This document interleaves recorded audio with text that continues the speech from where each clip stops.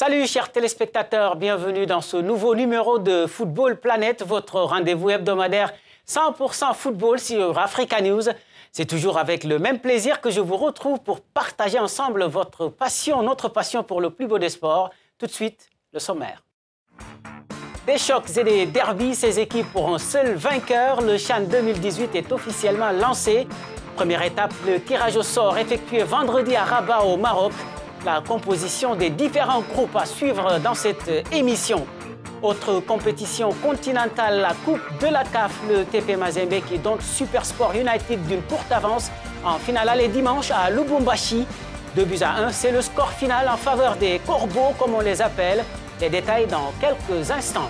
Il n'a pas survécu à la tempête qui a balayé ses éléphants. Le technicien belge Marc Wilmots a été limogé de son poste d'entraîneur de la Côte d'Ivoire. Et ce, après l'élimination de la course à la Coupe du Monde 2018. Nous en parlons avec l'ancien entraîneur des éléphants, Kouadio Georges. Voilà pour le sommaire, le développement dans une poignée de secondes. Mais nous démarrons cette émission par la finale de la Coupe de la CAF qui met aux prises le TP Mazembe et Super Sport United d'Afrique du Sud. La manche allait disputée dimanche à Lubumbashi en RDC a tourné à l'avantage des Corbeaux, victorieux 2-1 devant leur public. Les hommes de Pamphile Miayo réalisent ainsi un petit pas vers le sacre, mais les Sud-Africains sont loin d'avoir dit leur dernier mot, d'autant que le but marqué à l'extérieur pourrait bien faire basculer cette finale au retour dans quelques jours. Ignatius Anor et Serge Kofi nous font le résumé du premier acte avec notre correspondant à Lubumbashi, Christopher Chitamba. Petite victoire mais précieuse pour le tout-puissant Mazembe. Les Congolais se sont imposés à domicile 2-1 face à Super Sport United d'Afrique du Sud. Ce résultat, bien que favorable et le but encaissé à domicile ne laisse aucune marge aux tenants du titre avant la manche au retour prévue samedi prochain en Afrique du Sud. À mon humble avis, je pense que l'équipe a très bien joué, mais l'arbitrage n'était pas fortement au rendez-vous. Je suis content du moins parce que ça demeure une victoire et que Mazembe ne va pas aller en Afrique du Sud en victime expiatoire. Je pense que Mazembe va encore développer son jeu, attaquer, ne fût-ce que marquer un point, et ça va nous sécuriser en Afrique du Sud. Les Sud-Africains avaient pourtant les statistiques de leur côté, car quasiment invaincus à l'extérieur. Malgré cette défaite, ils restent confiants pour le match retour. Nous n'avons évidemment pas gagné le match, mais nous avons surtout obtenu ce but à l'extérieur. Nous pouvons donc rentrer à la maison, se concentrer, nous poser et regarder les erreurs que nous avons commises. Nous nous assurerons de les rectifier pour le match de la semaine prochaine pour lever le trophée. Les Corbeaux de Lubumbashi devront assurer face à l'équipe sud-africaine lors de la finale retour prévue le 25 novembre à Pretoria. Ils seront obligés de gagner, à défaut d'un nul, pour conserver le titre remporté la saison dernière. Je vous le disais tout à l'heure, malgré ce succès, les Congolais peuvent s'attendre à un match retour très compliqué face à des Sud-Africains qui vont tenter de mettre à profit l'avantage du terrain et surtout du but inscrit en terrain adverse pour détrôner les Corbeaux de Lubumbashi. Verdict final samedi prochain à Pretoria en Afrique du Sud. Nous y reviendrons bien sûr la semaine prochaine. Parlons maintenant du championnat d'Afrique des Nations, le CHAN Maroc 2018. On connaît désormais les différentes poules de la compétition. Le tirage au sort a été effectué vendredi à Rabat, qui ne fait pas partie des 4 villes choisies pour accueillir le tournoi, qui, je le rappelle, regroupe 16 équipes formées de joueurs évoluant dans les championnats de leurs pays respectifs. Et le moins que l'on puisse dire est que les choses s'annoncent plutôt passionnantes avec beaucoup de chocs en perspective. Suivez le tableau.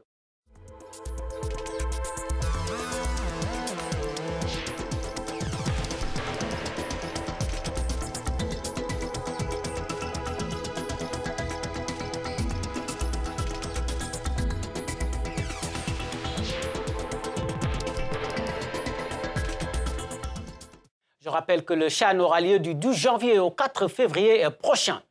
Reparlons encore des éliminatoires de la Coupe du Monde 2018 et retour sur les 2 dernières rencontres disputées en milieu de semaine dernière à cause du match à rejouer entre l'Afrique du Sud et le Sénégal, duel qui s'est soldé par la victoire des Lions de la Teranga à Polokwane. Les 2 équipes se sont retrouvées 4 jours plus tard à Dakar pour une rencontre aux allures de gala pour la bande à Sadio Mané. L'occasion donc pour les supporters des Lions de célébrer leur héros 15 ans après la première et dernière qualification du pays au mondial. Jean-David Miamlé, Afolake Oinloé.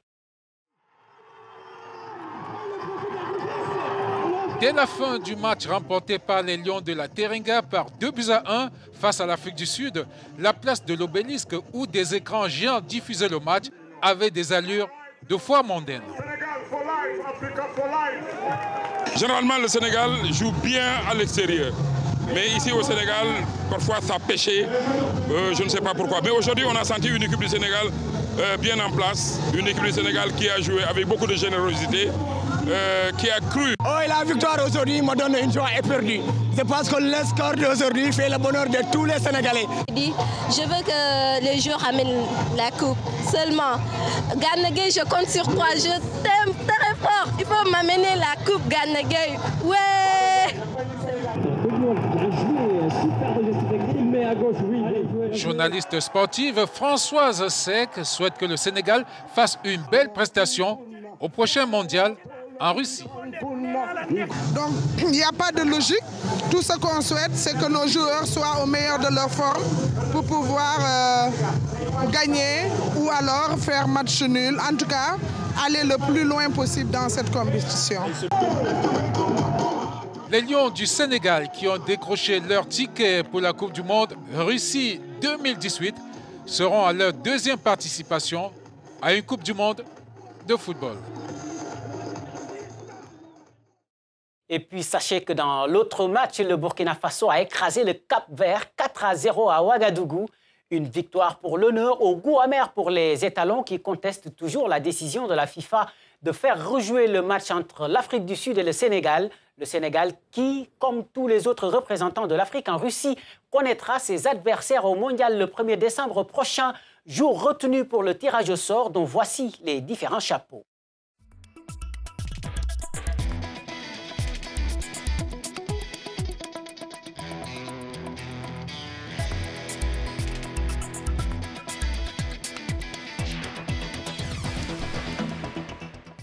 Je rappelle que l'Afrique sera représentée en Russie par l'Égypte, le Maroc, le Nigeria, la Tunisie et le Sénégal qui attendent donc tranquillement l'été prochain, au moment où les Ivoiriens tentent encore de se remettre de la désillusion de leur élimination par le Maroc.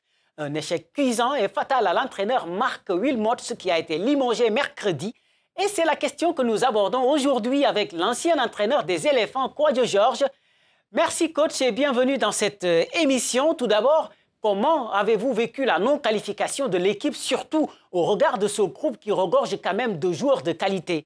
Je pense qu'avec beaucoup de déception, j'ai été peiné comme un bon Ivoirien de voir cette grande équipe d'Afrique se faire avoir comme une jeune équipe en formation.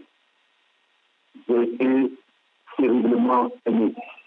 Mais ainsi va la vie, nous sommes obligés d'accepter et d'accepter aussi les erreurs des uns des autres qui nous donnent ce résultat qui n'est pas celui que nous espérions. Parce que, comme vous l'avez dit tantôt, la Côte d'Ivoire regorge du potentiel énorme de footballeurs. Et nous avons même du choix. Quels que soient les approches, les impondérables, nous devons toujours le choix. Mais nous avons été victimes d'un encadrement technique qui n'était pas à la hauteur de la chose. Il faut appeler un chat un chat. Alors coach, à vous entendre parler, vous semblez trouver normal le limogeage de l'entraîneur. Est-ce que je me trompe? Mais moi je pense même que l'entraîneur est parti trop tard. On a vu ces balbutiements. Quand le Maroc était en train de prendre un point, nous avions la possibilité de nous éloigner.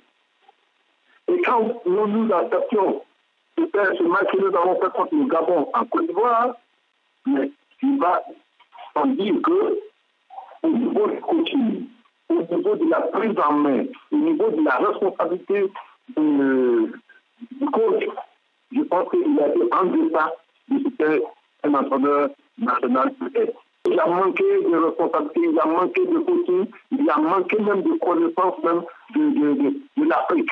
Je pense que c'est un monsieur d'un autre siècle, d'un autre monde qui est venu tomber sur une planète. Donc vraiment, le temps de s'adapter, les carottes sont cuites. Alors, il va falloir maintenant trouver un autre technicien. Quel est, selon vous, le meilleur profil pour diriger cette équipe? Mais non, moi, je n'ai pas osé à la fédération pour que je puisse donner mon avis. Non, je veux dire qu'il faut prendre quelqu'un du travail et puis avoir un collège d'entraîneurs avec des consignes réelles. Et tout, ce travail-là peut être géré par un local. Nous avons des joueurs de qualité, mais aussi, il faut dire qu'il faut quelqu'un qui a de la poigne pour pouvoir le conduire. Voyez-vous ce que Hervé Renard a pu faire avec nous ici en Côte d'Ivoire? C'est un monsieur, il n'est pas caractérien, mais c'est un monsieur qui dit ce qui est football pour l'avancement de son football. Voilà, c'est tout ce qu'on demande. Avoir des conditions réelles, pas des perspectives en tant que telles, mais ils sont éloignés. Je vous remercie infiniment, coach, d'avoir répondu à nos questions. C'était donc Kouadio Georges, ancien entraîneur de l'équipe nationale de Côte d'Ivoire. Marc Wilmots ne sera donc resté finalement à la tête des éléphants que 7 mois avec un bilan catastrophique. Une victoire, autant de matchs nuls et 4 défaites, dont 3 à domicile. En plus bref, sachez que le Kenya a un nouveau sélectionneur. Il s'agit de Paul Pout, ancien entraîneur de la Gambie et du Burkina Faso. Le technicien belge a été nommé à la tête des Harambee Stars samedi pour 2 ans, avec pour objectif de qualifier l'équipe à la prochaine Coupe d'Afrique des Nations, compétition derrière laquelle le Kenya court depuis 2004. Football Planète, c'est fini pour cette semaine, mais vous pouvez retrouver ce programme sur notre site web www.africanews.com. Vous pouvez également réagir à l'émission aux adresses qui s'affichent à l'écran.